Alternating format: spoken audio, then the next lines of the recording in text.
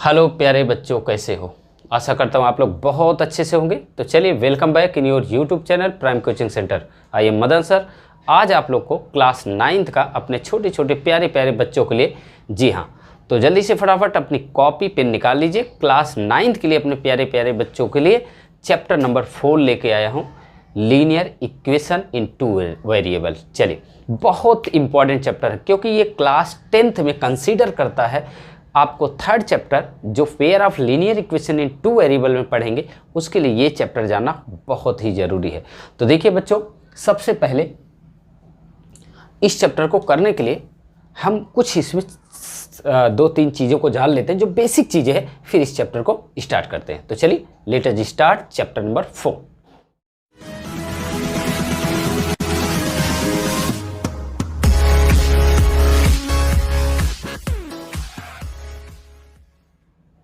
तो देखिए बच्चों, इस चैप्टर में हमें करना क्या है। इस चैप्टर में सबसे पहले लीनियर इक्वेशन इन 2 वेरिएबल जो नाम दिया हुआ है, एक्चुअल में है क्या। सबसे पहले आपको दिया है लीनियर इक्वेशन इन 1 वेरिएबल। देखो, हम लोगों ने जैसे अगर इसकी बात करें तो लीनियर इक्वेशन 1 वेरिएबल का, जैसे हमारे पास 2x + 5 = 0 है। ये 1 वेरिएबल क्या है, जो x y z होते हैं, ये सारे क्या है, वेरिएबल है। बाकी ये रियल नंबर 2 है, 5 है, ये रियल नंबर है, सब आपको पता है, आपने छोटी क्लास 7th 8th में पढ़ा है। तो अब देखो बच्चों, अगर इसकी जहाँ तक हम वैल्यू की फाइंड की बात करें तो ये 5 प्लस में है, इधर जाएगा तो ये क्या हो जाएगा, -5।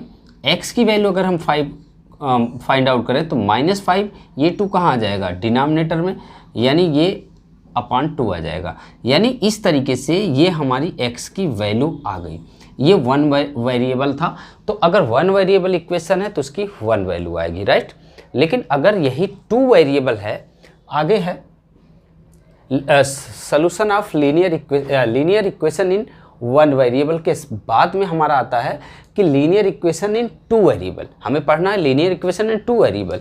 तो लीनियर इक्वेशन इन 2 वेरिएबल की बात अगर करें बच्चों, तो ये क्या है, linear equation in 2 variable, linear equation is defined as the in 2 variables which, देखो जैसे हमारे पास यहाँ लिखा हुआ है।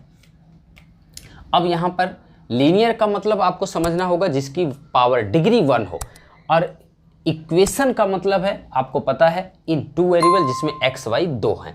तो यहाँ देखिए, हम लिख सकते हैं इस तरीके से, अगर हम कोई इक्वेशन लिखें 2x + 3y + 5 = 0, तो ये हमारा क्या है, ये 2 variable in linear equation in 2 variable है।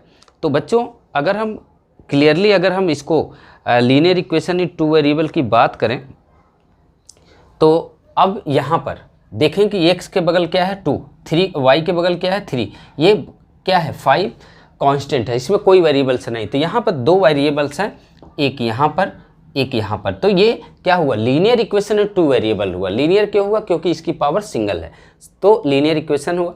अब ये 2 वेरिएबल यानी x y 2 है। अब देखो बच्चों, linear equation we can write in form of the, ऐसे यहाँ पे देखिए, यानी इसका मतलब linear equation we can write in form of the ax + by + c = 0 where, यहाँ पर हम लिख सकते हैं इसको where a, b and c are real numbers,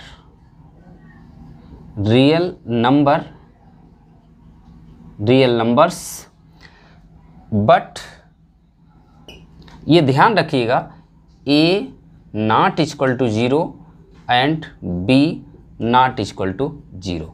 अगर हमारा ये इस तरीके का दिया हुआ है ax, यानी क्या है, हमारा जो लीनियर इक्वेशन इन 2 वेरिएबल्स है, ये हमारा जो लीनियर इक्वेशन इन 2 वेरिएबल है, linear equation in 2 variable we can write in form of the ax + by + c = 0 where a, b, c are the real number, but a not = 0 and b not = 0। यानी बच्चों, हमारे पास ऐसा कोई equation दिया हुआ है जो इसका ये फॉर्म दिया है, लेकिन ए बी सी हमारा क्या होना चाहिए, 0 के इक्वल नहीं होना चाहिए, तभी वो लीनियर इक्वेशन इन 2 वेरिएबल होगा। अब देखिए बात ये आती है बच्चों कि यहाँ पर जो आपका ये general form of the linear equation in two variable क्या होगा।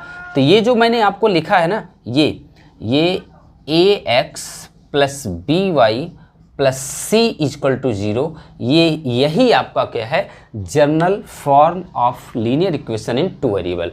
तो ये था बच्चों। अब हम लोग देखते हैं कि इसमें कैसे किसी की वैल्यू निकालते हैं। तो चलिए इसको नोट डाउन कर लीजिए, अगर नोट डाउन करना है फिर हम आपको नेक्स्ट कुछ और चीज़ें बताते, फिर इसके बाद एक्सरसाइज पे चलते हैं।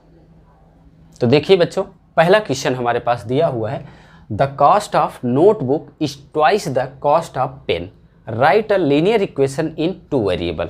आपको ये बताना है बच्चों। ये अब देखो एक स्टेटमेंट दिया हुआ है, एक आपका वर्ड प्रॉब्लम दिया हुआ है। अभी कह रहा है कि the cost of notebook is twice the cost of pen. तो हमें पेन और इसकी नोटबुक की दोनों की कॉस्ट हमें नहीं पता है, तो इसको मान लेते हैं, लेट कर लेते हैं कि let the cost of notebook be X rupees, यानी एक्स रुपीज़ हमने मान लिया। और अगर and let the cost of pen की बी हमने वाई रुपीज़ मान लिया, राइट।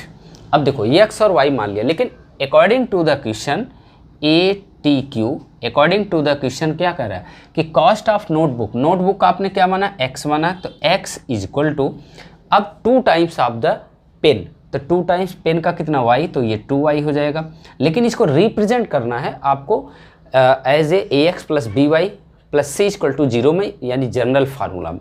तो इसको आप अगर इधर लाएंगे तो x माइनस 2y, इधर क्या बचेगा 0। तो इस तरीके से ये आपका क्या हो गया, आंसर हो गया। तो इसी तरीके से आपको ये क्वेश्चन सॉल्व करना था। तो चलिए फटाफट चलते हैं नेक्स्ट इसी एक्सरसाइज के नेक्स्ट क्वेश्चन पर, क्वेश्चन नंबर 2 पर।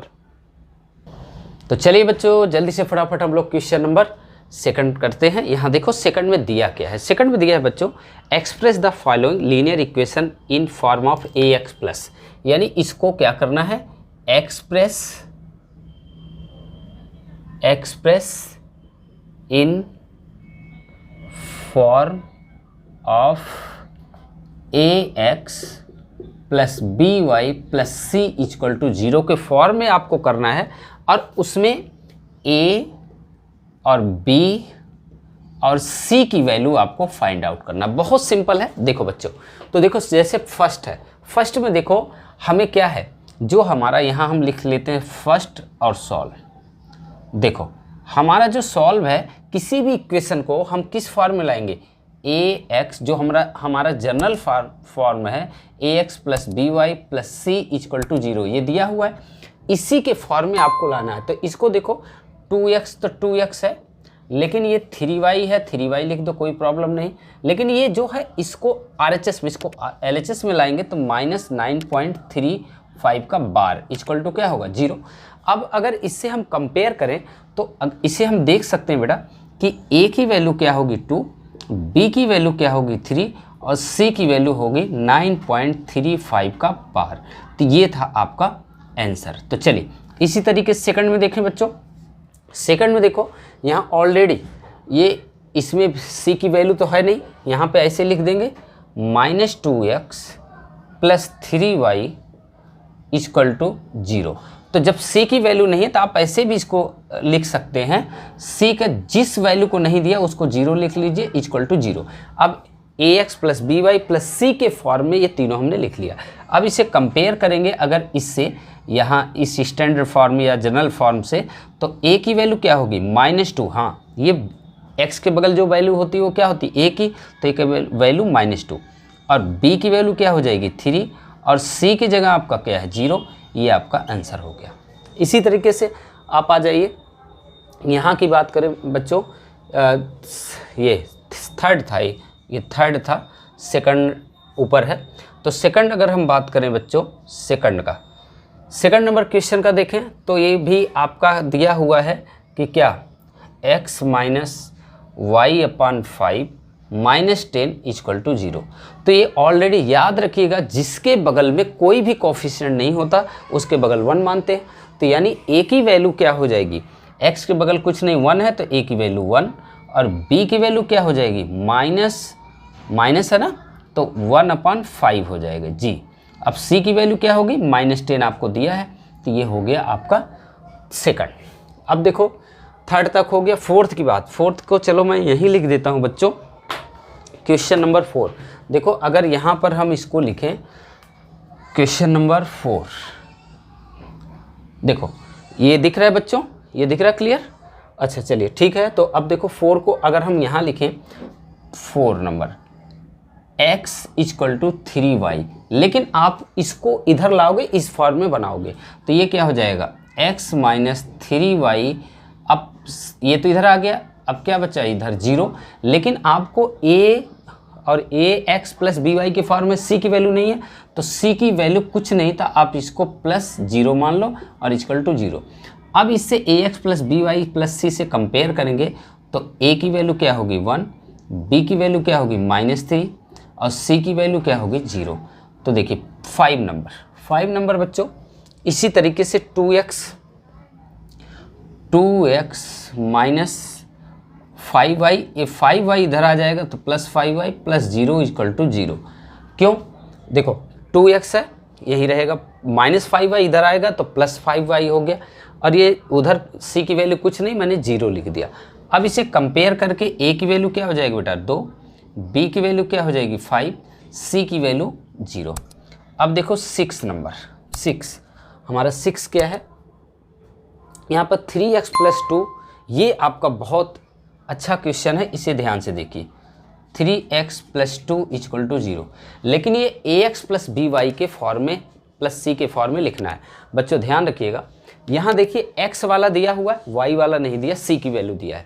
अगर x नहीं दिया है या y नहीं दिया, जो वैल्यू नहीं दिया है उसके साथ में 0 लिख के वो वेरिएबल लिख दीजिए। कैसे? यहाँ पे देखिए, यहाँ लिखते हैं सॉल्व। देखिए x वाला है 3x, लेकिन b वाला नहीं, तो इसको हम लिख सकते हैं 0y लिख लिया। अब +2 = 0। अब देखो ax + by + c = 0, यानी b की वैल्यू नहीं दिया है, तो जिसकी वैल्यू ना दी हो उसको 0 लिख के उसका कोफिशिएंट जो है 0 लिख के आप y लिख दीजिए। x वाला नहीं दिया तो 0x लिख दीजिए, c नहीं दिया तो c को आपने 0 लिखा। ये ध्यान से आपको देखना है। अब इसे कंपेयर करेंगे तो a की वैल्यू 3, b की वैल्यू आपकी 0 और c की वैल्यू क्या आएगी 2। इसी तरीके से बच्चों बात करें हम, यहाँ पे देखिए 7 की बात करें तो यहाँ 7 नंबर में देखो, इसको अगर हम x की वैल्यू नहीं दिया है तो 0x लिख, यहाँ सॉल्व लिख लीजिए। और यहाँ देखो ये x की वैल्यू नहीं दिया है तो हमने x वाला 0x लिख लिया, +y - 2 = 0।